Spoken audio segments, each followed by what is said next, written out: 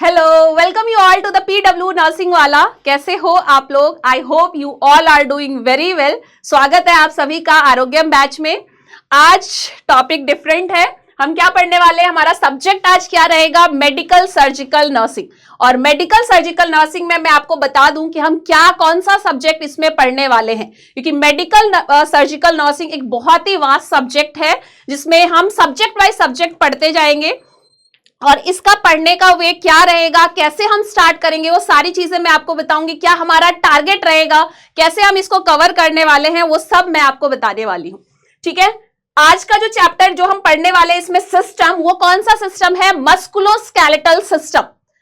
याद रखना, इसमें बिल्कुल मैं 0 लेवल से स्टार्ट करूंगी, बिल्कुल बेसिक से स्टार्ट करूंगी और हाई लेवल तक पूरा लेके जाऊंगी कि अगर आपने अपने कॉलेज टाइम पे भी स्टडी नहीं किया है और अगर इसे देख रहे हो तो आपका बेस बनते हुए हाई लेवल तक के क्वेश्चंस को आप कर सकते हो। और सबसे पहले मैं ये बोलूंगी, आप सब्जेक्ट को देखो। क्या है डियर? Medical surgical nursing. बहुत ही वास्ट सब्जेक्ट, जैसा कि मैंने स्टार्टिंग में बोला है, मेडिसिन और सर्जरी, और लास्ट में क्या लिखा है? नर्सिंग। मतलब देखो, जैसे मैंने ऑप्स गायनी में बोला कि आपको ऑब्स्टेट्रिक की नॉलेज और गायनेकोलॉजी की नॉलेज होनी चाहिए, लेकिन उसमें मिडवाइफरी नर्सिंग हमारा क्या काम होता है वो सबसे ज्यादा इंपॉर्टेंट है समझना। वैसे ही जब आप मेडिसिन वार्ड में, सर्जरी वार्ड में काम करते हो एज अ नर्सिंग ऑफिसर, तो आपका क्या रोल रहता है, क्या आपका सर्जरी जब करते हैं उस टाइम पे आपका क्या रोल होता है, या किसी पेशेंट को डॉक्टर कोई प्रिस्क्रिप्शन लिख के देता है, उसको अस्थमा है, उसको सीओपीडी है, उसको कोई भी डिसऑर्डर है इस तरह का, तो उसमें हमारा क्या काम रहता है, हमें इस डिजीज की नॉलेज क्यों होनी चाहिए। अगर कहीं ना कहीं हम इस चीज को समझ लेते हैं तो मुझे लगता है सब्जेक्ट आपको समझना बहुत आसान हो जाएगा, क्योंकि इस सब्जेक्ट का कोई अंत नहीं है। जितना आप पढ़ सकते हो ना वहां तक हम पढ़ सकते हैं, लेकिन वहां तक पढ़ना जरूरी नहीं है। लेकिन हमारे एग्जाम में जो क्वेश्चंस आते हैं on the basis of PYQ, on the state level exam, north state exam, उन सबको देखते हुए सब्जेक्ट हम करेंगे। ठीक है, चलो तो स्टार्ट करते हैं बिना टाइम वेस्ट किए हुए। मस्कुलोस्केलेटल सिस्टम, तो आपको पता चल गया होगा यहां हम किसके बारे में पढ़ने वाले हैं? मसल्स के बारे में और बोन के बारे में। ये तो पता ही है आपको, मस्कुलोस्केलेटल सिस्टम में हम क्या पढ़ते हैं? मसल्स के बारे में पढ़ते हैं, बोन के बारे में पढ़ते हैं, कार्टिलेज के बारे में पढ़ेंगे। ठीक है, पूरा सिस्टम हम पढ़ेंगे, स्टार्टिंग से पढ़ेंगे, टेंशन मत लो आप। अब हमारा आज की क्लास में टारगेट क्या रहेगा, क्योंकि एक क्लास में तो हो नहीं सकता, और जब भी आप मेडिकल सर्जिकल नर्सिंग पढ़ते हो आपका क्या क्लियर होना चाहिए? एनाटॉमी एंड फिजियोलॉजी क्लियर होना चाहिए। तो सबसे पहले मैं आपको anatomy and physiology her subject में बताऊंगी। जो भी सब्जेक्ट कवर करेंगे उसमें सबसे पहले बेसिस में एनाटॉमी एंड फिजियोलॉजी करेंगे, उसके बाद डिजीज पोर्शन पे जाएंगे, क्योंकि बिना एनाटॉमी फिजियो के हम डिजीज पोर्शन को अच्छे से समझ नहीं सकते। ठीक है, और ना ही हम अपना बेस्ट वहां पे काम कर सकते हैं। अब यहां पे आज की क्लास में जो टारगेट रहेगा वो मसल्स। आज की क्लास का टारगेट क्या है कि मसल्स को हमें समझना है, क्योंकि मसल्स को जब हम अच्छे से समझ लेंगे तभी हम उसके डिसऑर्डर्स को समझ सकते हैं। पहला, basic concept of muscles. Second, embryology of muscles, की मसल्स कैसे एम्ब्रियोलॉजिकल लाइफ में बनता है। क्लासिफिकेशन ऑफ मसल्स, मसल्स को कैसे क्लासिफाई करते हैं। Composition of muscles and properties of muscles. ठीक है, ये सारा हमारा टारगेट रहेगा जो आज की क्लास में हम कवर करेंगे। देखो, एनाटॉमी फिजियोलॉजी में इतना ज्यादा क्वेश्चन नहीं आता, पहले ही मैं आपको क्लियर कर दूं। अगर हम अपने एग्जाम की बात करें, नॉर्थ सेट की बात करें, वहां एनाटॉमी फिजियोलॉजी से इतना ज्यादा क्वेश्चन नहीं होता, लेकिन एनाटॉमी फिजियोलॉजी क्लियर ना हो तो फिर MSN डिसऑर्डर में हमें प्रॉब्लम आती है। ठीक है, सबसे पहले हम बेसिक कॉन्सेप्ट ऑफ मसल्स के बारे में देखते हैं। बेसिक कॉन्सेप्ट ऑफ मसल्स, अब मैं आपको स्टार्टिंग से लेके जाऊंगी। सबसे पहले मैं आपको बताऊंगी कि क्या है ये एक सेल। सेल से ग्रुप ऑफ सेल बनके क्या बनाता है? टिश्यू को बनाता है। टिश्यू से हमारा ऑर्गन बनता है, और ऑर्गन से हमारा क्या बनता है? एक सिस्टम बनता है हमारी बॉडी का। ठीक है, यहां तक आपको चीजें समझ में आ गई होगी। सेल टिश्यू भी हम पढ़ेंगे, ब्लड भी पढ़ेंगे, सारी चीजें। अब यहां पे अगर मैं बात करूं टिश्यू की, तो कितने टाइप का टिश्यू होता है? ठीक है, अभी हम पूरा चैप्टर, सेल टिश्यू वाला चैप्टर नहीं पढ़ रहे हैं। मैं टिश्यू के टाइप को अगर एक बताऊं तो कितने टाइप का टिश्यू यहां पे हम पढ़ रहे हैं। यहां से एम्स दिल्ली ने क्वेश्चन पूछा हुआ था, जो कि शायद मैंने आपको पहले भी बताया था कि टिश्यू से क्या क्वेश्चन आया था। यहां पे देखो, अगर मैं टिश्यू की बात करती हूं तो सबसे पहले क्या हो गया आपका? Epithelial tissue. क्या है dear? Epithelial tissue. Second number पे अगर मैं बात करूं तो क्या होगा? Connective tissue. यही आपके ऑप्शंस भी हो गए, ये ध्यान देना आप। Connective tissue. थर्ड नंबर पे मैं बात करूं तो मसल्स टिश्यू, और फोर्थ नंबर पे अगर मैं बात करूं तो हमारा क्या होगा, नर्वस टिश्यू। क्या होगा डियर, नर्वस टिश्यू। और एम्स दिल्ली ने जो क्वेश्चन पूछा था वो क्वेश्चन क्या था, most evident tissue, most evident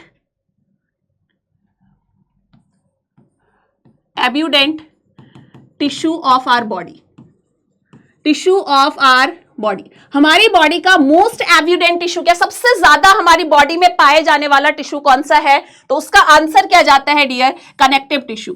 ये क्वेश्चन कौन सा है, एम्स दिल्ली 2017 का क्वेश्चन है। बहुत इजी क्वेश्चन है और ऐसा नहीं है इजी क्वेश्चन का ट्रेंड उठ गया, इजी क्वेश्चंस भी आते हैं, ये ध्यान देना, बेसिक से भी क्वेश्चंस आता है। तो यहां पे हो गया। अभी हमें क्या पढ़ना है, हमें सेल टिश्यू तो पढ़ना नहीं है। मैंने आपको ये क्या बताया, cell, group of cell, tissue, tissue से ऑर्गन, ऑर्गन से सिस्टम बनता है। अब टिश्यू मोस्ट कॉमन क्वेश्चन आया था, मैंने बता दिया, लेकिन हम क्या पढ़ने वाले हैं यहां पे डियर, मसल्स के बारे में पढ़ने वाले हैं। आज की क्लास में हम क्या पढ़ेंगे, मसल्स के बारे में पढ़ेंगे। तो मसल्स हेडिंग लगा दो, मसल्स अब पता चल गया। Muscles is a type of tissue. Muscles क्या है, muscles is a type of tissue. लेकिन ये सिंपल, ये मसल्स जो है ये किस टाइप का टिश्यू है, muscles is a type of contractile tissue. Muscles is a type of contractile tissue. इसमें क्या नेचर होता है, कॉन्ट्रैक्ट कर सकता है और रिलैक्स कर सकता है। ठीक है, तो मसल्स किस टाइप का टिश्यू है dear, muscles is a type of contractile tissue,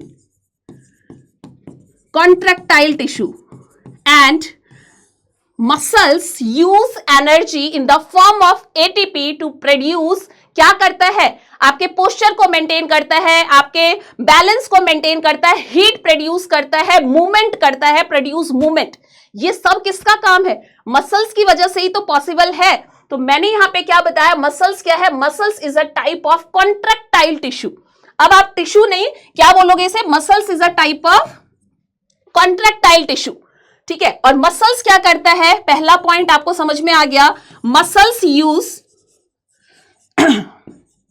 use energy, muscles use energy in the form of ATP। और बहुत ही सिंपल वे में मैं समझाऊंगी, बहुत ही सिंपल लैंग्वेज में, जिससे आपको सारी चीजें क्लियर होती जाएंगी और एग्जाम के क्वेश्चंस PYQ भी आपको साथ साथ पता चलता जाएगा। जैसा कि मैंने बोला यहां से इतने ज्यादा नहीं आते हैं, फिर भी बेस अपना स्ट्रॉन्ग करते हुए चलना है। Muscles use energy in the form of ATP to produce, ये क्या प्रोड्यूस करता है बताओ, ये क्या प्रोड्यूस करता है, मूवमेंट को। आपने ये वैसे 12th 11th 12th में भी पढ़ा होगा, मसल्स वाला पढ़ा है या नहीं पढ़ा है, 11th 12th में होता है ना, लोकोमोशन एंड मूवमेंट, वहां पे भी मस्कुलोस्केलेटल सारे सिस्टम्स होते हैं, तो पढ़ा होगा। मूवमेंट, जैसे मैं हैंड है इसका क्या कर रही हूं, मूवमेंट कर रही हूं, ये जो है ये क्या है, मूवमेंट है। ठीक है, और लोकोमोशन में हम बोलते हैं, तो आपको डिफरेंस पता है क्योंकि ये बहुत ही बेसिक होगा, 11th 12th का होगा। अगर ये क्वेश्चन आ गया तो शायद यहाँ पे कोई आपको डिफिकल्टी नहीं होनी चाहिए। अगर मैं यहां से यहां मसल्स को मूव करके इधर से इधर जा रही हूं तो ये लोकोमोशन है, साथ में मूवमेंट में कर रही हूं, लेकिन मेरी बॉडी वहां से इधर मूव भी हुई है। ठीक है, और मूवमेंट का मतलब क्या है, मैं उसी प्लेस पे हूं लेकिन मेरी बॉडी क्या कर रही है, मूव हो रही है। मेरा हैंड का क्या हो रहा है, मूवमेंट हो रहा है। तो एक जो डिफरेंस है लोकोमोशन एंड मूवमेंट में, वैसे मैं ये 11th 12th का बेस बता रही हूं, ये तो बहुत ही बेसिक है। Locomotion, what is the difference between locomotion and movement.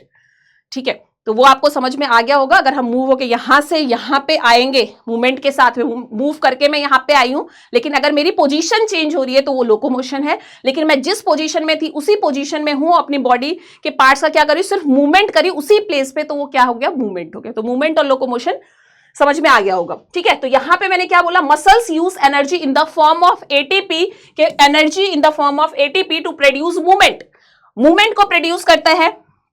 Second point मैं बताऊं क्या करता है, ये मेंटेन पोस्चर, या फिर आपके बैलेंस को मेंटेन करता है। और यहीं से अगर मैं क्वेश्चन पूछ दूं हमारे एग्जाम का, GMCH PGI चंडीगढ़ या आप पोस्ट BSc एग्जाम का, देखो यहां से क्वेश्चन, हमारे बैलेंस को, हमारे ब्रेन का कौन सा पार्ट बैलेंस मेंटेन करता है, बैलेंस को कंट्रोल कौन करता है, हमारी बॉडी का बैलेंस हमारे ब्रेन का कौन सा पार्ट करता है, तो उसका आंसर क्या जाता है डियर, सेरिबेलम। सेरिबेलम, और सेरिबेलम क्या है, second largest part of the brain. अगर मैं इसके बारे में बात करूं तो ये क्या है, it is the second largest part of the brain. Clear है डियर? पार्ट ऑफ ब्रेन, ये हम नर्वस सिस्टम में आप पढ़ोगे पूरा, यहां पे समझ में आया। तो मसल्स का काम दो पता चल गया, movement, maintain posture and balance. और थर्ड अगर मैं काम यहां पे बात करूं तो यहां पे क्या होगा, और मसल्स क्या करता है, अभी उसी को आगे कंटिन्यू करेंगे। मसल्स में मैंने 2 पॉइंट लिख दिया, और ये क्या करता है, प्रोड्यूस हीट। क्या प्रोड्यूस करता है डियर? हीट को प्रोड्यूस करता है, हीट को प्रोड्यूस करता है। और हीट रेगुलेटिंग सेंटर, यहीं से अगर मैं क्वेश्चंस बनाऊं हमारे एग्जाम का, क्योंकि हमें सब्जेक्ट को कैसे लेके जाना है in the way of competition, कि कहां से किस पॉइंट से कैसे क्वेश्चन बन सकता है। तो अगर मैं यहां पे बात करूं प्रोड्यूस हीट, तो हीट रेगुलेटिंग सेंटर हमारा, आपको पता चल गया मसल्स क्या करता है, हीट प्रोड्यूस करता है, ठीक है, हीट प्रोड्यूस करता है। लेकिन हीट को रेगुलेट करने के लिए ब्रेन में जो सेंटर है वो कहां पे, हीट रेगुलेटिंग सेंटर कहां होता है, समझ में आया? अगर मैं यहां से क्वेश्चंस बना देती हूं तो मुझे बताओ हीट रेगुलेटिंग सेंटर कहां है? हीट रेगुलेटरी सेंटर हमारे ब्रेन में अगर आपसे पूछा जाए हीट या थर्मो रेगुलेटरी सेंटर, या फिर क्या हो सकता है डियर, थर्मो रेगुलेटरी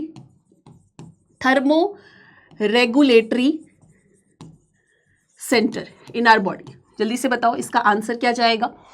आपको ये तो पता चल गया मसल्स क्या करता है, हीट प्रोड्यूस करता है, और हीट रेगुलेटिंग सेंटर हमसे पूछा जा रहा है, या थर्मो रेगुलेटरी सेंटर हमारे ब्रेन में कहां होता है। जैसे मैंने बोला हमारी बॉडी के बैलेंस को कंट्रोल करने के लिए, पोस्चर को कंट्रोल करने, हमारे ब्रेन में जो पार्ट होता है, second largest part of the brain is cerebellum.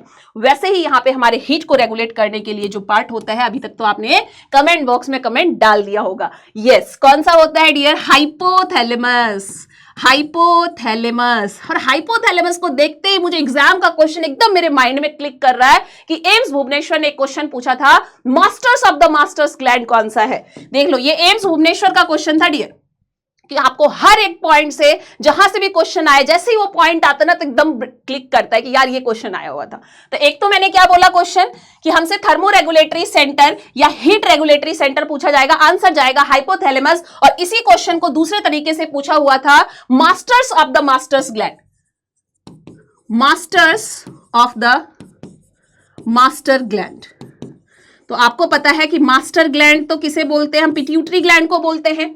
Masters gland हम किसको बोलते हैं डियर? ये जो मास्टर्स ग्लैंड है ये हम पिट्यूटरी ग्लैंड को बोलते हैं, उसका भी मास्टर्स कौन है? हाइपोथैलेमस। तो पता चल गया सेकंड क्वेश्चन किस तरह से पूछा हुआ था।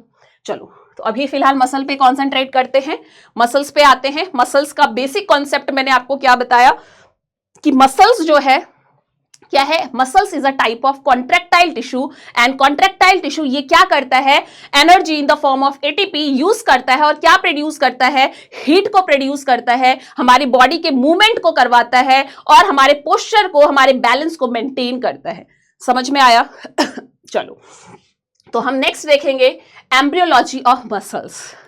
बहुत ही इंटरेस्टिंग है, अगर आप इंटरेस्ट लोगे ना तो आपको इतना मजा आएगा कि चीजें वैसे याद हो जाएगी। अगर नींद में भी कोई उठा के पूछेगा ना, बताओ यार मसल्स कहां से बना था, एक छोटा बच्चा जो ओवम, ये मैंने आपको बताया था ना, ये ओवम है और स्पर्म है, ये मिलता है तो क्या बनता है, जाइगोट। क्या बनता है डियर?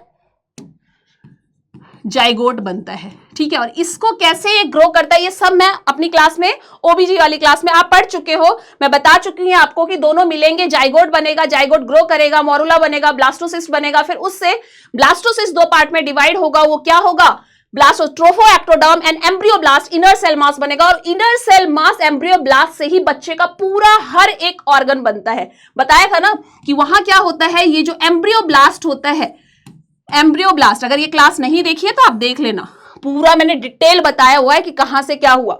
अब मैं वही एम्ब्रियोब्लास्ट वाला पार्ट बता रही हूं। इससे क्या होते हैं, जर्म सेल्स बनते हैं, जर्म सेल्स। और कितने जर्म सेल या जर्म लेयर मैंने बताया था कितने होते हैं, कौन कौन से होते हैं, एक्टोडर्म 7th डे पे, 8th डे पे एंडोडर्म, और 14th डे पे मीजोडर्म का फॉर्मेशन हो जाता है। बताया था आपको, एक्टोडर्म, फिर बनता है एंडोडर्म, और 14th डे पे मैंने क्या बताया था, मीजोडर्म का फॉर्मेशन होता है।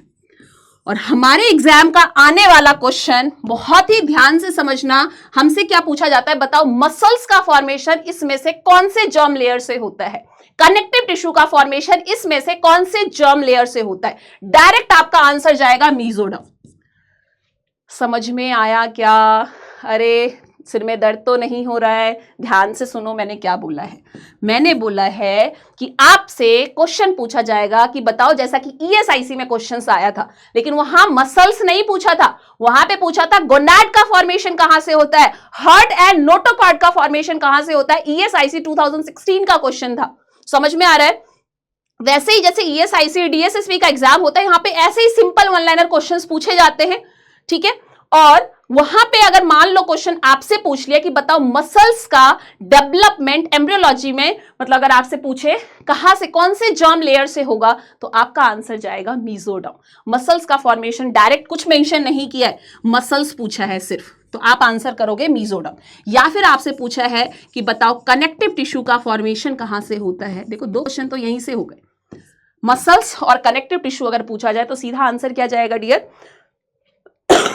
सॉरी मीजोडर्म जाएगा। पॉल्यूशन बहुत ज्यादा हो रहा है दिल्ली में, पॉल्यूशन बहुत ज्यादा हो रहा है, तो जिसकी तबीयत ठीक थी वो भी खराब हो गई, और जिसकी खराब थी वो तो अब ठीक ही नहीं हो रही है, ठीक है, इतना ज्यादा पॉल्यूशन है, क्या बताऊं मैं आपको, बहुत बुरा हाल है, दिख नहीं रहा है अगल बगल, सबको ऐसा लग रहा है ठंड आ गई, ठंड तो नहीं आई है, गर्मी लग रही है, लेकिन वो पॉल्यूशन की वजह से गला ऐसा लग रहा है चोक हो रहा है पूरा। चलो ठीक है, आपको वॉइस आ रही है ना। तो यहां पे बेसिक सबसे पहला कॉन्सेप्ट हमें पता चल गया कि ये जो हम मसल्स की एम्ब्रियोलॉजी पढ़ने वाले हैं, मसल्स का फॉर्मेशन, मसल्स कहां से बनेगा, तो इस मीजोडर्म से बनेगा। किससे बनेगा, मीजोडर्म से। अब मीजोडर्म से क्या होता है, कुछ सेल्स का फॉर्मेशन होता है इस तरह से, जिसे हम बोलते हैं मेसेनकाइमल स्टेम सेल्स। डियर इसे हम क्या बोलते हैं, मेसेनकाइमल। ध्यान से समझना, आज आपको बहुत ही इंटरेस्टिंग चीज पता चलने वाली है कि ये जो हमारे मसल्स हैं, ये जो हमारे मसल्स हैं, इस मसल्स का फॉर्मेशन एम्ब्रियोलॉजिकल पीरियड में हुआ कैसे। जैसे एक बच्चा 9 महीने पे होता है, एकदम हष्ट पुष्ट होता है, लेकिन अगर वो 5 महीने पे, 6 महीने पे ही अगर वो बच्चा मान लो 7वें महीने पे ही हो गया, तो उसकी मसल्स बॉडी बिल्ड एकदम क्या रहता है, वीक रहता है, बहुत ही कमजोर छोटू सा बच्चा रहता है, और वेट भी इतना ज्यादा नहीं होता। हम बोलते हैं वेट मसल्स गेन भी वो कब करता है, लास्ट ट्राइमेस्टर में ज्यादा करता है। तो वो सब चीजें, वो लॉजिक है क्या, अगर हम बेसिक समझ लें, अगर हम एम्ब्रियोलॉजी को समझ लें, तो हम बहुत चीजों को क्लियर कर सकते हैं, बेसिक्स बहुत चीजें हमारी क्लियर हो जाएंगी, ठीक है। चलो, तो मैंने क्या बताया, यहां तक की चीजें तो आपको समझ में आ गई। यहां से मैंने उठाया इस मीजोडर्म को, मैंने बोला ये जो जर्म लेयर है, इससे क्या बना, इस तरह के सेल्स बने, और वो क्या होता है, मेसेनकाइमल स्टेम सेल्स। और देखो मेसेनकाइमल स्टेम सेल्स जो होता है, it is a multipotent cells होता है, क्योंकि इस सेल से क्या होता है, ऑस्टियोमीस बोन के सेल्स भी बनेंगे, इससे आपके कार्टिलेज के सेल्स भी बनेंगे, फैट सेल्स भी बनेंगे, मसल्स के सेल भी बनेंगे। तो ये जो मेसेनकाइमल सेल्स हुआ, it is called as a multipotent stem cells. ध्यान देना, कंफ्यूज मत होने लग जाना, ये एक तरह का क्या है, मल्टीपोटेंट स्टेम सेल्स। अब हमने इस मेसेनकाइमल स्टेम सेल्स को मल्टीपोटेंट स्टेम सेल्स क्यों बोला, क्योंकि इस मेसेनकाइमल सेल से किस किस चीज का फॉर्मेशन होगा, बोन सेल का फॉर्मेशन होगा, बोन के सेल बनेंगे, यहां से मसल्स के सेल तो हम देख ही रहे हैं कि मसल्स का भी सेल बन रहा है, ठीक है। इससे और क्या बनता है, कार्टिलेज के सेल्स बनते हैं, कार्टिलेज के सेल्स बनते हैं, इससे फैट के सेल्स बनते हैं, अरे बोलो समझ में आया। तो बोन के सेल्स बनेंगे, और फॉर्मिंग सेल को हम क्या बोलते हैं, ब्लास्ट।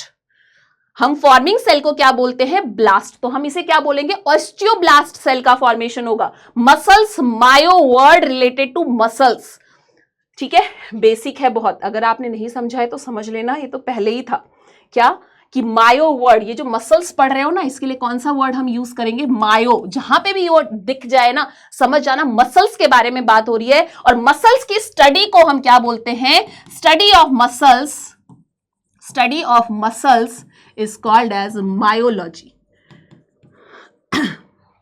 समझ में आया। तो ये जो मायोलॉजी है, यही पढ़ रहे हैं हम अभी, मायो वर्ड रिलेटेड टू मसल्स, और लॉजी मींस स्टडी। तो किस चीज की स्टडी हो रही है, मायोलॉजी की स्टडी आज की क्लास में हो रही है। और यहीं पे माइको वर्ड आ जाएगा, फंगस से रिलेटेड, फंगस की स्टडी को हम बोलेंगे। समझ में आ रहा है। तो माइलो आ जाएगा तो क्या हो जाएगा, माइलो, मतलब क्या हो गया, हमारे स्पाइनल कॉर्ड के बारे में बात हो रही है। तो जैसे जैसे वर्ड्स होते हैं उससे हमारी चीजें क्लियर हो जाती है। चलो अभी फिलहाल उसको छोड़ो, हम जो अपने टॉपिक पे आते हैं। क्या बताया मैंने, मीजोडर्म। मेसेनकाइमल स्टेम सेल्स बना, जो कि एक टाइप का मल्टीपोटेंट स्टेम सेल्स है। और इसका मतलब हमें समझ में आ गया कि जो मल्टीपोटेंट होते हैं उस सेल में इतनी एबिलिटी होती है कि उस सेल से कुछ भी बन सकता है। बोन के सेल्स भी बन सकते हैं, कार्टिलेज के सेल्स भी बन सकते हैं, मसल्स के सेल भी बन सकते हैं, और क्या बन सकता है डियर, फैट के सेल्स भी बन सकते हैं। तो फैट का सेल क्या होता है, आप बोलते हैं ना एडिपोज टिश्यू है, एडिपोसाइट हो जाएगा। अगर यहां पे कार्टिलेज आएगा तो कॉन्ड्रोसाइट सेल्स हो जाएगा, मसल्स का सेल होगा तो मायोसाइट हो जाएगा, वैसे बोन का सेल होगा तो ओस्टियोब्लास्ट सेल हो जाएगा। तो इन सब का फॉर्मेशन भी मेसेनकाइमल स्टेम सेल से ही होता है। समझ में आया? अब हम मसल्स की बात करेंगे। फिलहाल हम बात किसकी कर रहे हैं डियर, मसल्स की। तो जब मेसेनकाइमल सेल से अब इस सेल में क्या चेंजेस होता है, वेरी इंटरेस्टिंग देखना। अब इस सेल में इस तरह से इलोंगेशन स्टार्ट हो जाता है। क्या हो जाता है डियर, आपने देखा पहले तो मैंने गोल गोल सेल बनाया था, बट अब इस सेल में इलोंगेशन स्टार्ट हो गया है, और इसको हम क्या बोलेंगे, अब ये क्या बन गया है डियर, मायोब्लास्ट बन गया है। क्या बन गया, मायोब्लास्ट, मतलब मसल्स फॉर्मिंग सेल बन गया है। ये जब इसमें इलोंगेशन हो जाता है उसे हम क्या बोलते हैं, मायोब्लास्ट। और जब मायोब्लास्ट आप लिखोगे इसका मतलब मायो मीन्स अब इस सेल से बोन नहीं बन सकता, अब इस सेल से कार्टिलेज नहीं बनेगा, अब इस सेल से फैट सेल नहीं बनेगा, सिर्फ और सिर्फ क्या बनेगा, मसल्स बनेगा। समझ में आया? तो मायोब्लास्ट का मतलब क्या हो गया dear, muscles forming cell, muscles forming cell. अरे बोलो समझ में आया? तो अब मायोब्लास्ट के आगे देखो क्या होता है, वेरी इंटरेस्टिंग। अब समझ में आएगा कि मायोब्लास्ट होने के बाद, और इस मायोब्लास्ट सेल का फॉर्मेशन कब हो जाता है, ये जो मेसेनकाइमल सेल्स हैं 20 डेज ऑफ इंट्रायूट्राइन लाइफ पे इसका फॉर्मेशन हो जाता है। कब हो जाता है, ये जो मेसेनकाइमल सेल्स बनते हैं ये 20 डेज ऑफ इंट्रायूट्राइन लाइफ पे इसका फॉर्मेशन हो जाएगा। सॉरी। तो आपको समझ में आया कि जो हमारा मीजोडर्म कितने पे बना था, 14th डे पे बना था। मैंने बोला था ना 7th डे पे क्या बनता है, एक्टोडर्म, 8th डे पे क्या बनता है, 8th day after fertilisation endoderm, 14th day पे क्या बनता है, मीजोडर्म, और उससे आगे अगर हम जाएं तो क्या होता है, 20 डेज ऑफ इंट्रायूट्राइन लाइफ में मेसेनकाइमल सेल्स बनता है, जो कि एक तरह का मल्टीपोटेंट स्टेम सेल्स होता है। ठीक है, फिर उससे क्या बना, मायोब्लास्ट बना, जिससे अब सिर्फ और सिर्फ मसल्स बनेगा, अब इससे कुछ नहीं बन सकता। ठीक है, और फिर इसका क्या होता है, एंड टू एंड फ्यूजन। ध्यान से देखना, अब इस सेल का क्या होगा dear, end to end fusion होगा, और ये इस तरह का स्ट्रक्चर बन जाएगा।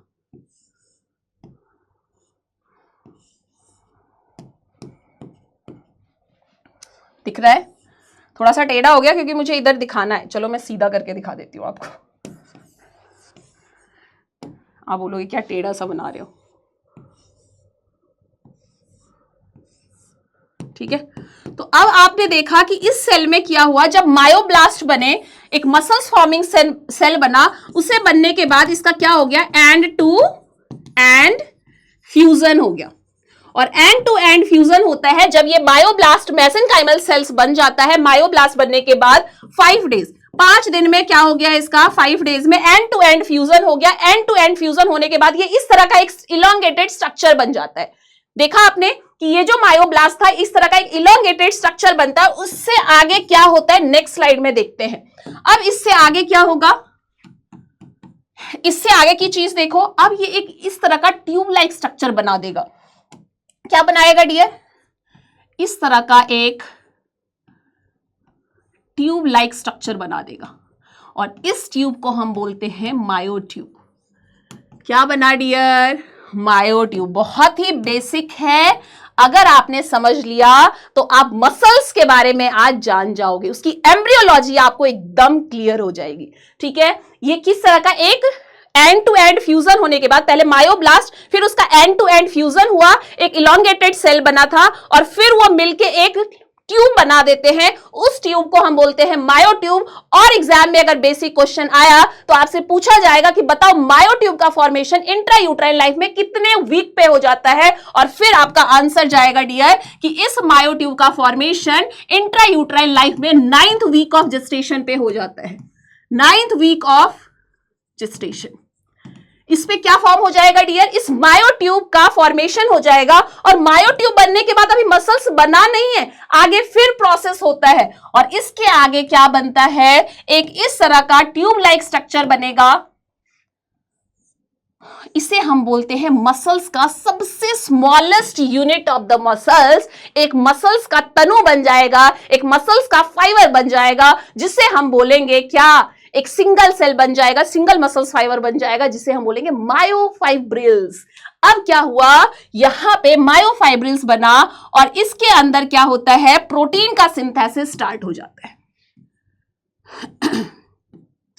प्रोटीन का सिंथेसिस स्टार्ट हो जाता है। समझ में आया आपको यहां तक चीजें?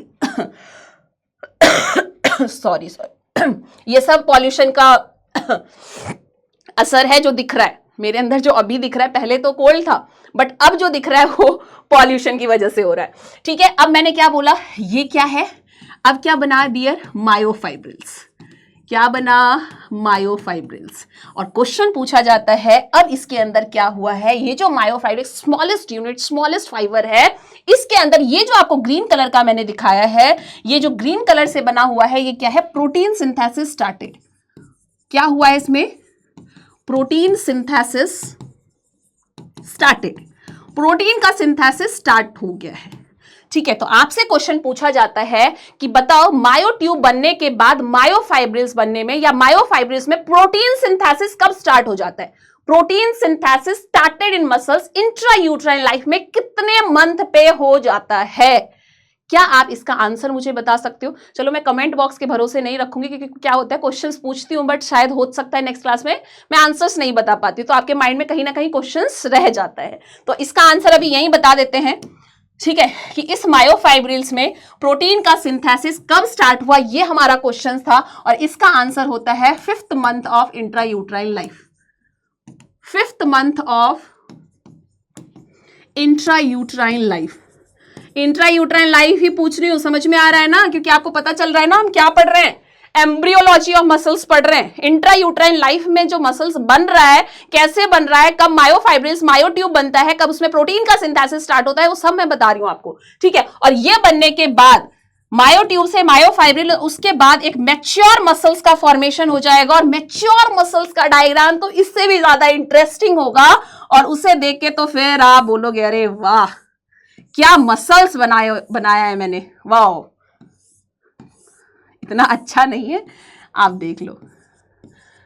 ठीक है, ये बन गया मसल्स, बहुत ही सिंपल वे में बनाया है, और ये मल्टी न्यूक्लिएटेड होता है इसलिए यहां पे न्यूक्लियस बना दिया। और ये जो आप देख रहे हो, ये मायोफाइब्रिल्स एक मसल्स था, स्मॉलेस्ट यूनिट था, वो यहां पे आप देख सकते हो। आगे इसके बारे में हम बात करेंगे, टाइप ऑफ मसल्स की, प्रॉपर्टीज ऑफ मसल्स की, क्लासिफाई करेंगे, सारी चीजें मैं बताऊंगी। ये मत समझना कि मैम मायोफाइब्रिल्स आगे तो बताओ क्या होता है, स्केलेटल मसल्स, फिर उसमें से फेसिकुलाई, फेसिकुलस निकलता है, एपीमाइसिन, सब आएगा, सब आएगा, बट एक ही क्लास में सब कैसे आ सकता है ना। तो अभी तो बेसिक जो एम्ब्रियोलॉजी में समझना था कि ये मैच्योर मसल्स है, ये क्या है, एक मैच्योर मसल्स का फॉर्मेशन हुआ है, वो देखो ये मैच्योर मसल्स। और आपसे पूछा जाएगा कि बताओ उस बच्चे का मसल्स मैच्योर कब होगा, इस तरह का मैच्योर मसल्स फाइबर कब बनेगा। ये जो मसल्स फाइबर मैंने बनाया है, ये जो मैंने मैच्योर मसल्स बनाया है, ये कितने दिन पे बन जाता है, जो कि ये न्यूक्लियस है, मल्टी न्यूक्लिएटेड आपको दिख रहा है, ये न्यूक्लियस है, ये मायोफाइब्रिल्स जैसा कि यहाँ पे स्ट्रक्चर में मैंने दिखाया था, और ये मैच्योर मसल्स फाइबर है। मैच्योर मैंने 2 बार लिख दिया, सॉरी, ये मैच्योर मसल्स है। और इसका फॉर्मेशन अगर मान लो पूछा जाए तो ये हमारे 9 मंथ पे, अरे प्रेगनेंसी तभी तो बोलते हैं 9 महीने से पहले बच्चा हुआ तो थोड़ा सा क्या होता है, वीक। देखते हो बेचारा ना रो पाता है ना सक कर पाता है, उसको इतनी भी पावर, अगर 7 महीने पे 7.5 महीने पे कोई बच्चा हो जाए ना तो क्या नहीं कर पाता, अच्छे से ब्रेस्ट फीड भी नहीं कर पाता, क्योंकि उसकी मसल्स इतनी वीक होती है, उसने अभी सीखा ही नहीं है। फिर धीरे धीरे जैसे जैसे उसकी जो मसल्स है वो मैच्योर होती है, तो फिर वो धीरे धीरे सब स्टार्ट कर देता है। मैच्योर मसल्स आपका 9th मंथ, 9 मंथ पे क्या हो जाएगा, बन जाएगा। ठीक है, 9 मंथ पे बन जाएगा। इसलिए एक्चुअल जो भगवान की देन है वो क्या है कि बच्चा कितने में, 9 महीने में होना चाहिए। ठीक है, चलो तो मुझे बताओ आपको एम्ब्रियोलॉजी समझ में आई क्या? यहां से हमने स्टार्ट की थी एम्ब्रियोलॉजी, और एक बार मैं फिर से बता देती हूं, आपने नोट्स लिखा होगा, फटाफट रिवाइज कर लेना कि मेसोडर्म से मसल्स का देखो कुछ एक्सेप्शनल होते हैं, जैसे कि आपसे स्मूथ मसल्स में पूछ दिया जाए कि एरेक्टर पिलाई मसल्स होती हैं, आइरिस ऑफ आई होता है, मेसेनकाइमल जो बीजो एपिथेलियल सेल्स डिफरेंट होते हैं ब्रेस्ट के, उसका फॉर्मेशन कहां से होता है, मतलब स्मूथ मसल्स की मेनली मैं बात करूं तो उसका फॉर्मेशन कहां से होता है डियर, एक्टोडर्म से होता है। किससे होता है, एक्टोडर्म से होता है। लेकिन अगर कुछ भी मेंशन नहीं किया, जैसे आपको क्वेश्चन में ये नहीं पूछा एरेक्टर पिलाई के बारे में बताओ, स्मूथ मसल्स के बारे में बताओ, तब तक आपको आंसर क्या करना है, मेसोडर्म ही करना है, क्योंकि कुछ एक्सेप्शनल होते हैं वो मैं आपको आगे बताऊंगी। ठीक है, इसलिए ये मत समझना कि मैम एरेक्टर पिलाई तो एक्टोडर्म से होता है, मैम आइरिस, अरे मैम पढ़ा रही है तो मैम को भी पता है ना कि उससे होता है, बट मैं वो आपको आगे बताऊंगी। ठीक है, कि जो एक्सेप्शन वाला है, बट आपके माइंड में रहना चाहिए, अगर हमसे मसल्स पूछा जाएगा तो आंसर हम मेसोडर्म करेंगे जब तक हमें एक्सेप्शनल वाला नहीं पूछा जाता है। तो एक्सेप्ट में कुछ पॉइंट हैं जिसके बारे में हम क्या करेंगे, आगे डिस्कस करेंगे। ठीक है, चलो mesenchymal cells 20 days of intrauterine life में बन जाता है, और ये एक तरह का मल्टीपोटेंट स्टेम सेल्स होता है, bone cell, muscle cell, cartilage cell, fat cell, ये सब इनसे बनते हैं, इसलिए हमने मल्टीपोटेंट स्टेम सेल बोला, किसको, मेसेनकाइमल सेल को। फिर उस सेल से इस सेल का इलोंगेशन हो जाता है और क्या बना देता है, मायोब्लास्ट, मतलब मसल्स फॉर्मिंग सेल बना देता है। उसके बाद अब इस सेल से सिर्फ और सिर्फ मसल्स ही बनेगा, जब ये एक बार मायोब्लास्ट बन गया तो फिर आगे इससे मसल्स कैसे बना, तो इसका एंड टू एंड फ्यूजन हुआ। ये क्या हुआ, एंड टू एंड फ्यूजन 5 दिन पे हो जाता है। उसके बाद अगर हम बात करें तो एक ट्यूब लाइक स्ट्रक्चर बना देता है, जिसे हम मायोट्यूब बोलते हैं। मायोट्यूब का फॉर्मेशन कब हो जाता है, 9th वीक ऑफ जेस्टेशन पे हो जाता है। उसके बाद ये एक मायोफाइब्रिल स्ट्रक्चर इस तरह का बनता है, जिसके अंदर प्रोटीन का सिंथेसिस स्टार्ट हो जाता है। वो 5 मंथ ऑफ इंट्रायूट्राइन लाइफ पे हो जाता है। उसके बाद मैच्योर मसल्स का फॉर्मेशन होता है, इन द 9 मंथ पे कंप्लीट हो जाता है। ठीक है, इससे ज्यादा डिटेल में हमें जाने की जरूरत नहीं है। ठीक है, चलो बताओ एम्ब्रियोलॉजी समझ में आई? आज आपको समझ में आया कि जब हम इंट्रा यूट्राइन लाइफ में कोई बेबी होता है या हम थे तो हमारा मसल्स बना कैसे था, किस सेल से बना था, और उससे भी ज्यादा इंपॉर्टेंट हमारे लिए ये है कि यहां से क्वेश्चंस कैसे पूछे जाते हैं। जहां मैंने स्टार मार्क किया है, जहां पे मैंने क्वेश्चंस लिखा है, उसको अच्छे से याद कर लेना, क्योंकि वो आपके क्वेश्चन का पॉइंट है, कहीं ना कहीं वो आपको बहुत ज्यादा हेल्प करेगा। चलो आगे देखो, हेडिंग क्या है, क्लासिफिकेशन ऑफ मसल्स। अब हम क्या पढ़ेंगे, इस मसल्स का क्लासिफिकेशन पढ़ेंगे। Very interesting, different type of muscles है, उसके बारे में हमें पढ़ के पता चलेगा। चलो वैसे तो आपको पता होगा हमारी बॉडी में कितने टाइप की मसल्स होती हैं। क्लासिफाई अगर हम मसल्स को करें तो कौन से बेसिस पे करेंगे, on the basis of striation, on the basis of location, on the basis of control. In 3 type से हम मसल्स को क्या करते हैं, क्लासिफाई करते हैं। तो अगर क्लासिफिकेशन ऑफ मसल्स देखें तो सबसे पहला कौन सा होगा, on the basis of location पे करेंगे तो क्या होगा, जहां आपको पता है अगर स्केलेटल पे होगा तो स्केलेटल मसल्स है, हार्ट में होगा तो कार्डियक मसल्स है, हमारे विसरल ऑर्गन्स में होगा तो इंटरनल, तो वो कौन सा होगा, स्मूथ मसल्स होगा।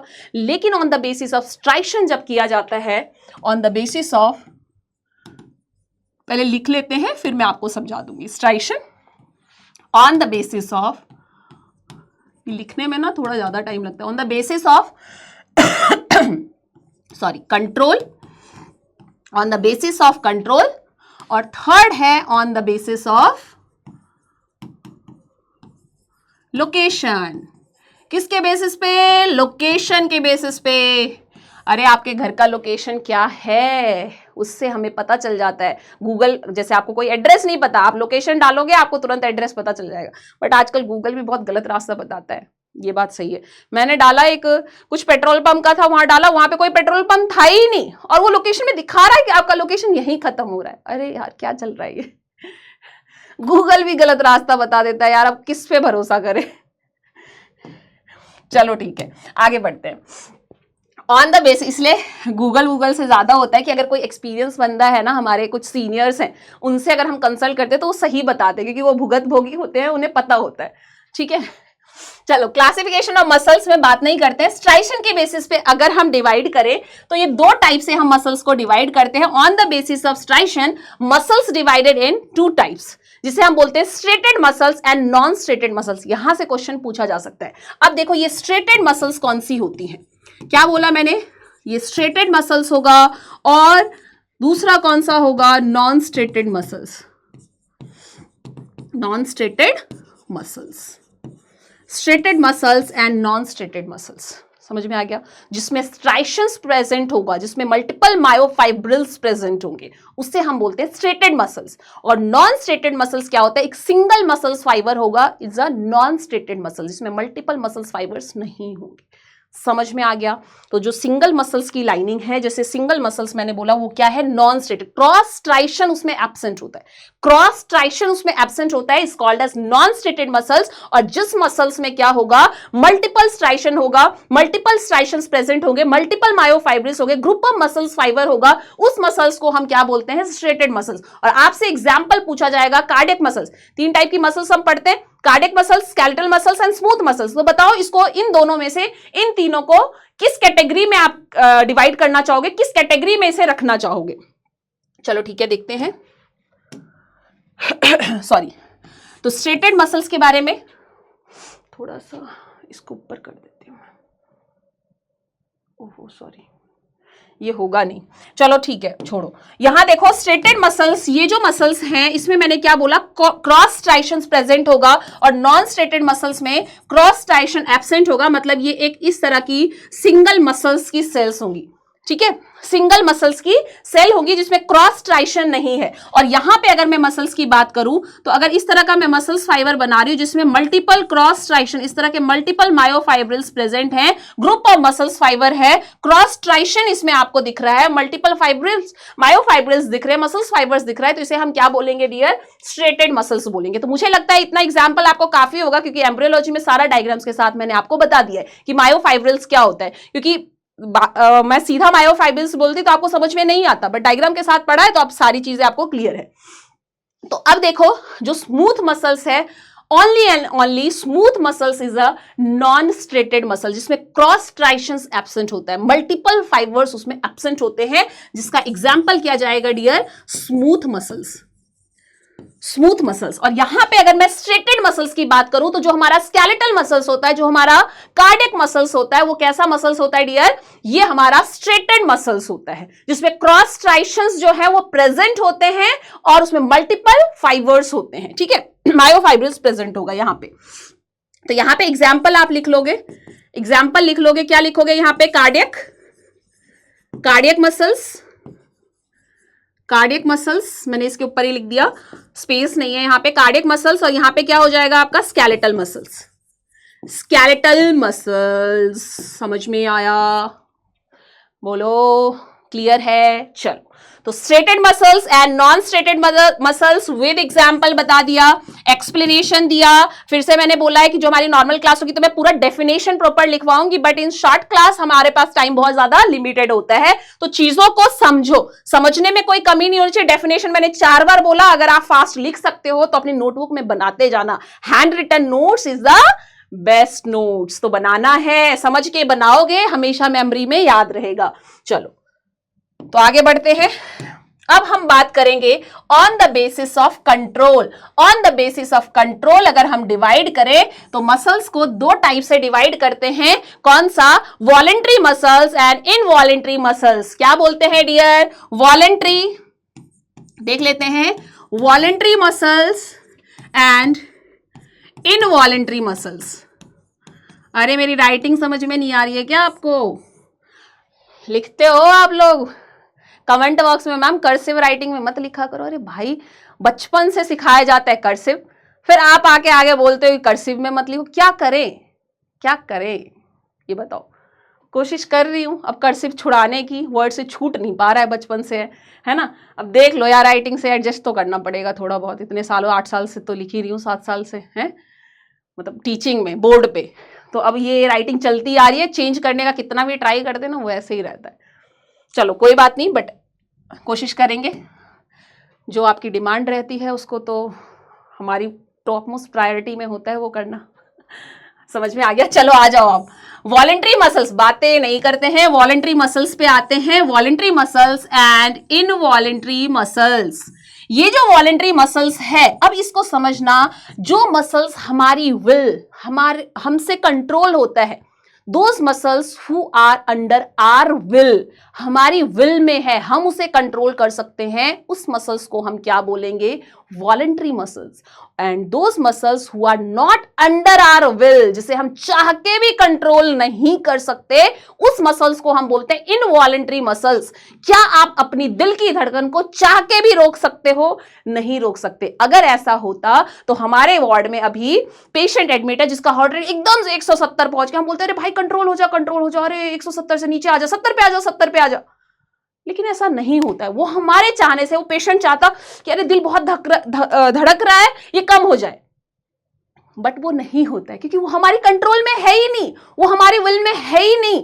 तो जो हमारे कंट्रोल में नहीं है, जो हमारे विल में नहीं है, उस मसल्स को हम क्या बोलते हैं? इनवॉलेंट्री मसल्स बोलते हैं। और वैसे ही स्मूथ मसल्स भी, जैसे आपको एग्जाम्पल पता चल गया होगा कि cardiac muscles is a type of involuntary muscles, उसे चाह के भी हम कंट्रोल नहीं कर सकते। तो इनवॉलेंट्री मसल्स का एग्जाम्पल क्या हो गया? Those muscles who are not under our will. यहां पे आप क्या लिखोगे? Those muscles who are not under our will, जो हमारी विल से, जो हमारी विल का मतलब क्या है यहां पे? इच्छा, जो हमारी इच्छा शक्ति से कंट्रोल नहीं होता है, उस मसल्स का नाम बताओ, उस मसल्स का एग्जाम्पल आप बताओ। और आप बोलोगे लो भैया, लिख देते हैं हम यहां पे एग्जाम्पल। और वो क्या है? Cardiac muscles. वो क्या है डियर? कार्डियक मसल्स है, क्योंकि ये हमारी विल से कंट्रोल नहीं होता है। इसे कौन सा सिस्टम कंट्रोल करता है? Autonomic nervous system. और ऑटोनॉमिक नर्वस सिस्टम में क्या आता है? Sympathetic nervous system and parasympathetic nervous system. समझ में आया? तो ये जो इनवॉलेंट्री मसल्स कंट्रोल, इसे कौन कंट्रोल कर रहा है? Autonomic nervous system. Nervous system में आप वैसे पढ़ोगे, बट मैंने बोला ऑटोनॉमिक नर्वस सिस्टम दो टाइप का होता है, सिंपैथेटिक एंड पैरासिम्पैथेटिक। क्लियर है? तो जो मसल्स हमारी विल से कंट्रोल नहीं होता है, उस मसल्स का नाम क्या हो गया? कार्डियक मसल्स हो गया। और दूसरा एग्जाम्पल और लिख लेना इसके अंदर, स्मूथ मसल्स। अरे आपके विसरल ऑर्गन्स में प्रेजेंट होता है, आपके जैसे ब्लैडर के विसरल और इंटरनल वॉल में अगर मैं बोलूं तो स्मूथ मसल्स प्रेजेंट है। तो ब्लैडर की कैपेसिटी अगर कितनी है? 1 लीटर की है तो उतना ही रहेगा, उससे ज्यादा चाह के भी नहीं रख सकते, यूरिन निकल जाएगा। तो आपके बोलने से या आपके चाहने से वो कंट्रोल नहीं होगा। एक एग्जाम्पल मैंने बताया है, ठीक है, एक एग्जाम्पल मैंने बताया है, वो आपके चाहने से कंट्रोल नहीं होगा। तो यहां पे जो आपके चाहने से कंट्रोल नहीं होता है, जिसको कौन सा सिस्टम कंट्रोल करता है? ऑटोनॉमिक नर्वस सिस्टम कंट्रोल करता है, सिंपैथेटिक एंड पैरासिम्पैथेटिक कंट्रोल में होता है, उस मसल्स का नाम है cardiac muscles and smooth muscles. तो बचा क्या? Voluntary muscles. और वॉलेंट्री मसल्स का एग्जाम्पल, इसका मीनिंग क्या हुआ? हम बोलते हैं those muscles who control under our will.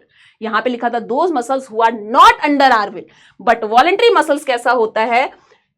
Next slide में लिख देती हूं, नेक्स्ट स्लाइड में लिख देती हूं वॉलेंट्री मसल्स के बारे में लिख लो भाई। आपने अगर फ्लो चार्ट बनाया तो उसी में लिख सकते हो, मेरे उसमें स्पेस नहीं बचा इसलिए मैं यहां पे लिख रही हूं। वॉलेंट्री मसल्स क्या होता है? Those muscles who are under our will, जो हमारी इच्छा शक्ति से कंट्रोल होता है, जो हमारे चाहने से कंट्रोल होता है, उसे हम बोलते हैं वॉलेंट्री मसल्स। अगर मैं आज पूरे दिन लेटना चाहती तो मैं आराम से लेट सकती थी, क्योंकि जो स्केलेटल मसल्स है वो मेरी कंट्रोल में है। अगर मैं चाहूं मैं हाथ यहां से नहीं हिलाऊंगी तो नहीं हिलाऊंगी, तो हिलेगा नहीं।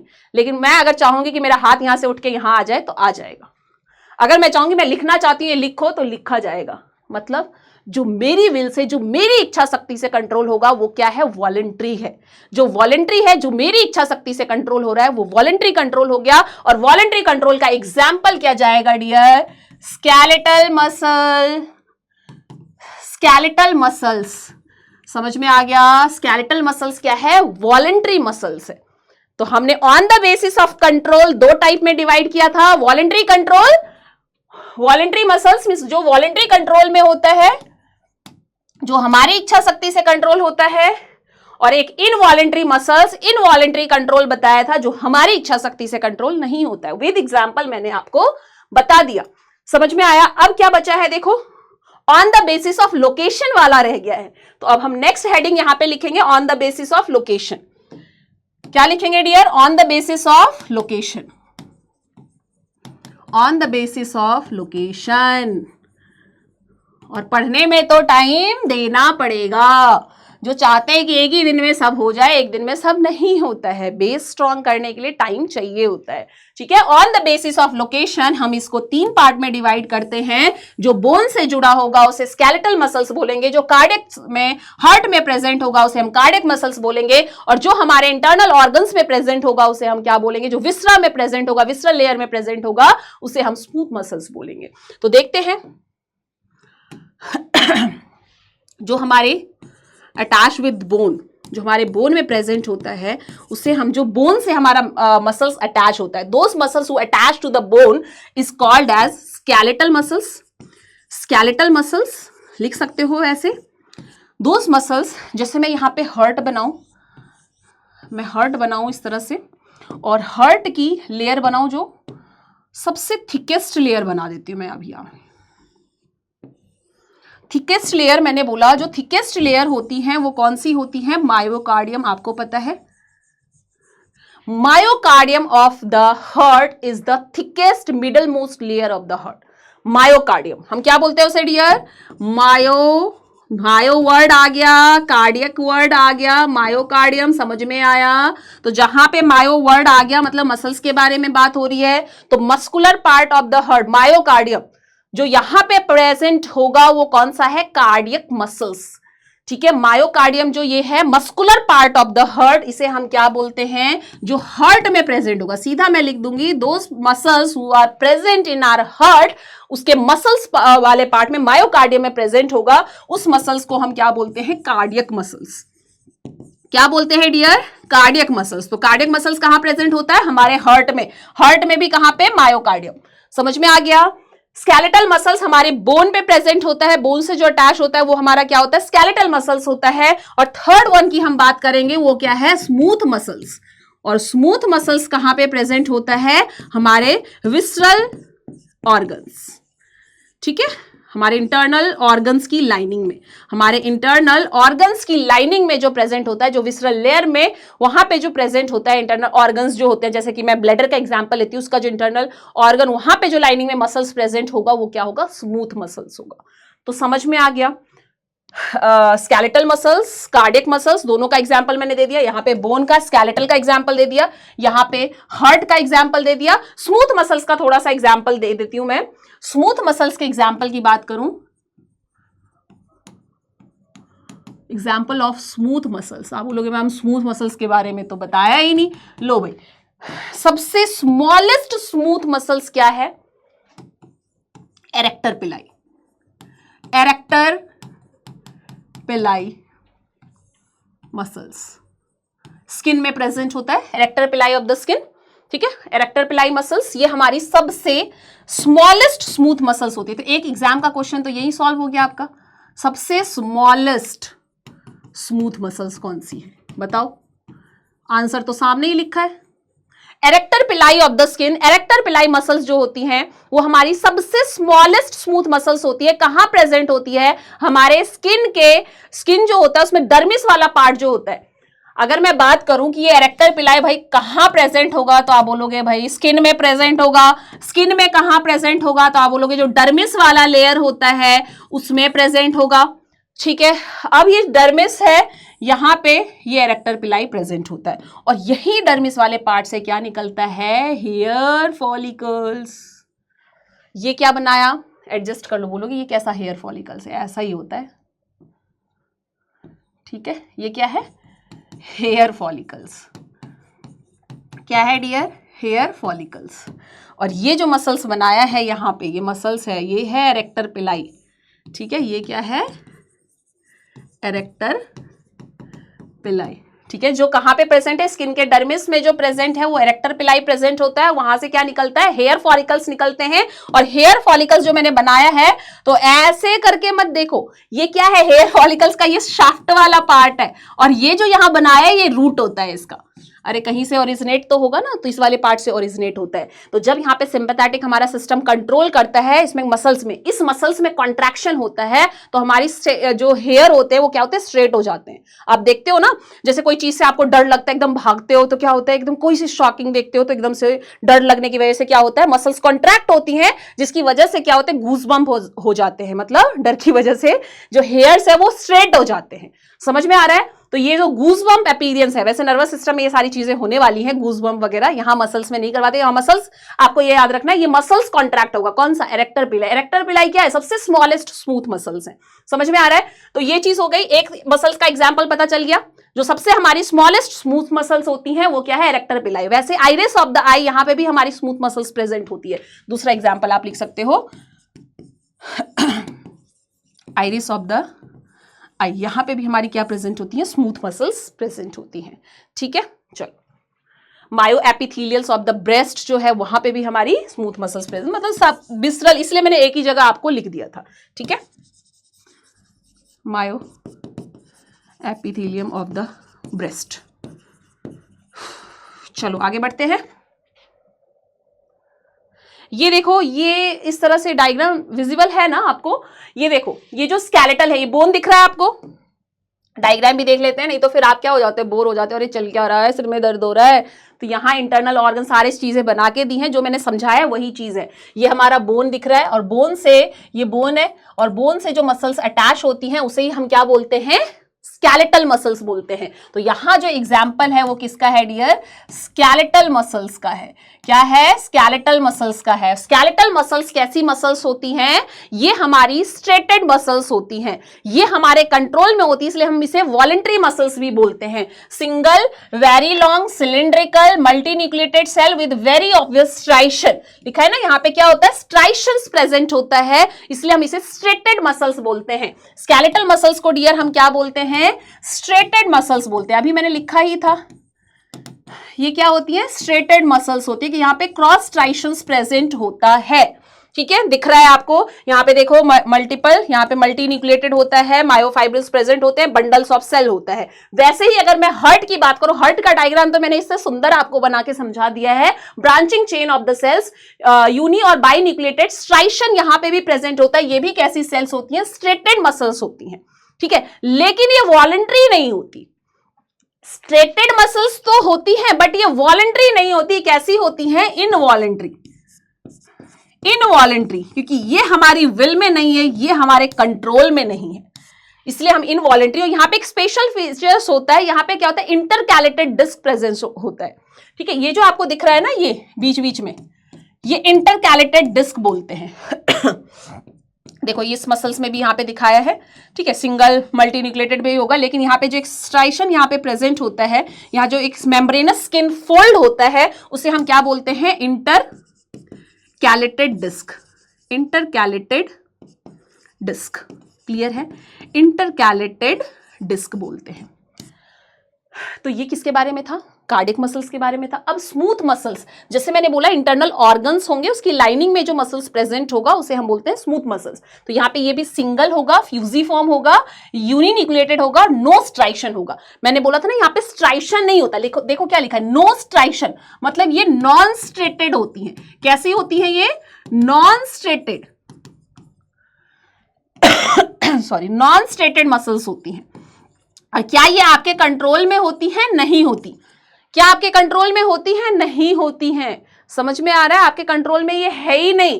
और देखो, एक सिंगल सेल अभी मैंने बनाया था ना, सेम ऐसा ही, इससे सुंदर सेल बनाया था मैंने। ठीक है, एक सिंगल सेल होगा और यूनिन्यूक्लिएटेड होगा, एक ही न्यूक्लियस उसमें बनाया था मैंने।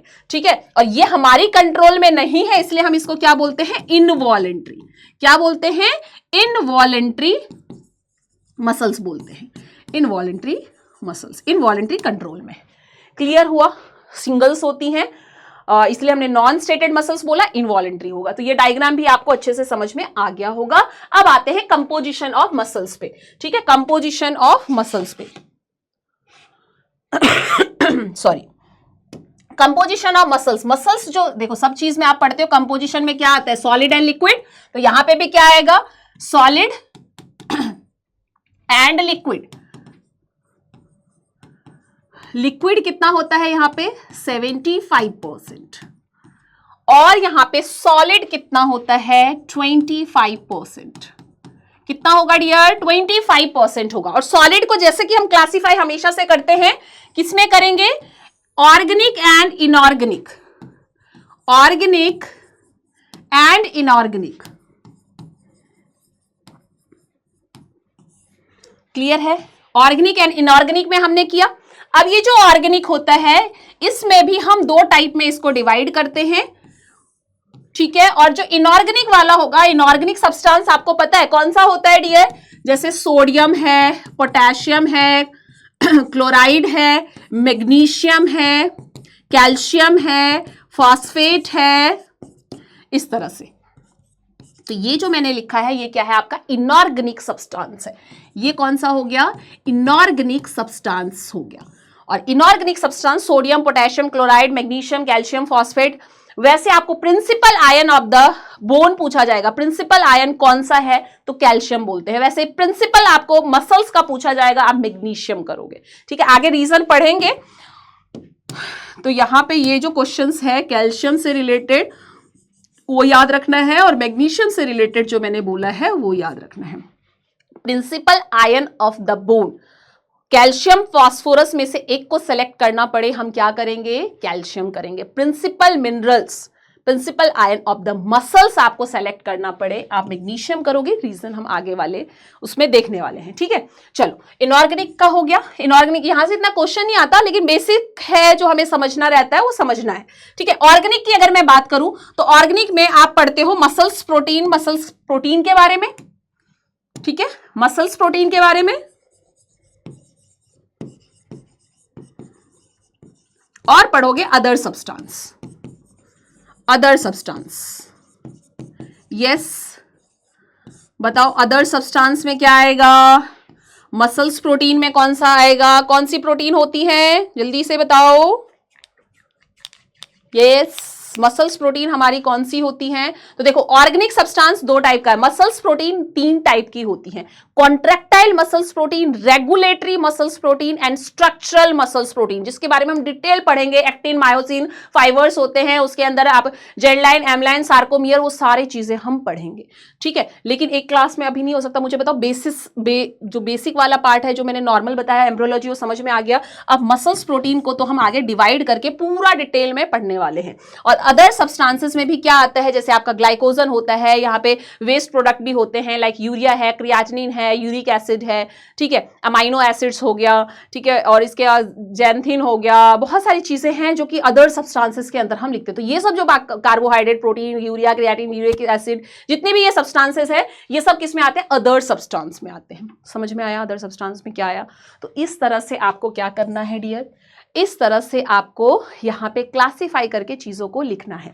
आज हेडिंग लगा देते हैं, नेक्स्ट क्लास में सबसे पहले हम स्ट्रक्चरल प्रोटीन के, मसल्स प्रोटीन के बारे में पढ़ेंगे और फिर आगे। तो आज का जो मैंने टारगेट लिखा था कहीं ना कहीं रह गया है हमारा, कंपोजिशन पे हम पहुंच पाए हैं, प्रॉपर्टीज रह गई। कंपोजिशन में मसल्स प्रोटीन और प्रॉपर्टीज रह गई, जबकि नेक्स्ट क्लास में हम करेंगे, ठीक है। तो चलो मैं बता देती हूँ आपको मसल्स प्रोटीन के बारे में क्या हम पढ़ने वाले हैं। ये जो मसल्स प्रोटीन है, ये जो मसल्स प्रोटीन, क्योंकि देखो टाइम का होता है, अब 1-1.5 घंटे से ज्यादा की वीडियो होगी तो आप सिर पकड़ के बैठ जाते हो, है ना। तो इसलिए वो लिमिट हमारे पास टाइम होता है कि इतने टाइम में ही करना होता है, फिर अगली क्लास में होगा। मसल्स प्रोटीन क्या है डियर, मसल्स प्रोटीन को 3 टाइप में हम क्लासिफाई करेंगे। कौन सा बोला है मैंने, कॉन्ट्रैक्टाइल मसल्स प्रोटीन, ठीक है। सेकेंड कौन सा होगा, structural muscles protein, structural muscles protein. Third one is the regulatory muscles protein, regulatory muscles protein, muscles protein, muscles protein. समझ में आ गया। तो ये जो मसल्स की प्रोटीन है, contractile muscles protein, structural muscles protein, regulatory muscles protein, ये 3 type की मसल्स प्रोटीन होती है जिसको क्लासिफाई करेंगे। जो कॉन्ट्रैक्टाइल मसल्स प्रोटीन होती है वो मसल्स के कॉन्ट्रैक्शन के लिए, जो हमारे मसल्स में कॉन्ट्रैक्शन हो रहा है, एकदम टाइट हो रहा है, तो कॉन्ट्रैक्शन के लिए जो रिस्पॉन्सिबल प्रोटीन होता है contractile muscles protein, myosin, actin और मायोसिन आप पढ़ते हो, जो मसल्स में कॉन्ट्रैक्शन के लिए रिस्पॉन्सिबल होता है। स्ट्रक्चरल मसल्स प्रोटीन, जो मसल्स का एक स्ट्रक्चर, मसल्स फाइबर में जो एक स्ट्रक्चर मेंटेन होता है उसके लिए जो यहां पे प्रोटीन रिस्पॉन्सिबल होता है कौन सा होगा, titin, actinin, desmin and dystrophin protein जो होता है वो स्ट्रक्चरल मसल्स प्रोटीन होता है, और जो इसको कंट्रोल रेगुलेट करने का काम करेगा, कहते हैं ना एक तरह से कितना काम करना है, ऑन ऑफ, इस तरह से जो काम करता है कौन सा, रेगुलेटरी, रेगुलेशन का काम करता है, रेगुलेट करता है, उससे हम क्या बोलते हैं, ट्रोपोनिन एंड ट्रोपोमायोसिन। समझ में आया, ये क्या है, रेगुलेटरी मसल्स प्रोटीन है, रेगुलेट करता है, नहीं तो मसल्स कॉन्ट्रैक्ट हुआ तो कॉन्ट्रैक्ट ही होता चला जाएगा अगर ये प्रोटीन नहीं हुआ तो, और रिलैक्स हुआ तो फिर कॉन्ट्रैक्ट होगा ही नहीं।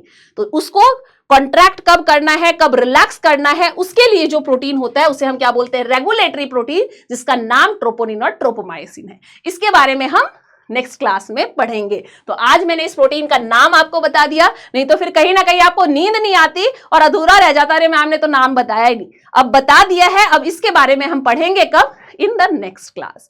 Thank you so much. Class कैसी लगी कमेंट बॉक्स में जरूर लिखना है। Thank you so much for joining this session. Okay, bye bye, मिलते हैं फिर नेक्स्ट क्लास में।